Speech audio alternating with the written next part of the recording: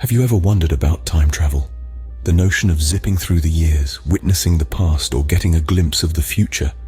It's a captivating thought, isn't it? But in reality, time travel is a concept that's as complex as it is fascinating. Time, as we understand it, is a construct of the brain. This construct, however, isn't as rigid as we might think.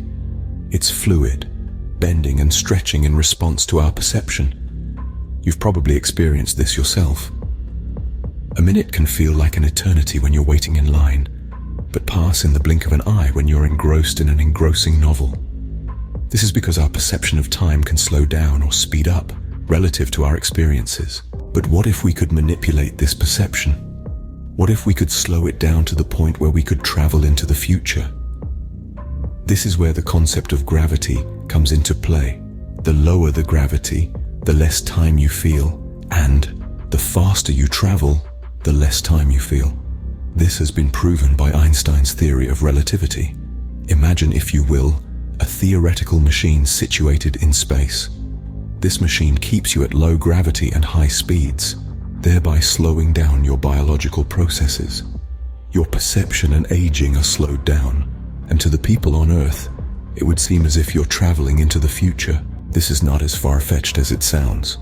If we introduced a kind of cryogenic fridge to our theoretical machine that could slow down body functions without harming the individual, then the person's biology and perception would travel in time. To the people still on Earth, the constant of time keeps going.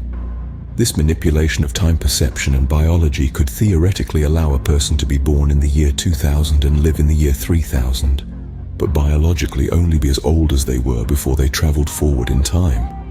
However, traveling back in time presents a paradox. If you could go back and say, kill your grandpa, you would not be born. But then, if you weren't born, you couldn't kill your grandpa, meaning you would be born. It's a loop that defies logic. So, while time travel into the past remains a paradox, traveling into the future is a possibility, albeit a complex one. It's not about hopping into a time machine and pushing a button, but about manipulating our perception of time and biological processes. In conclusion, time is more than just ticks on a clock. It's a construct that can be manipulated and perhaps even used to travel into the future. While we may not be booking trips to the future anytime soon, understanding the malleability of time and how it works is a fascinating journey in itself. Remember, the possibilities of time are as vast as the universe itself.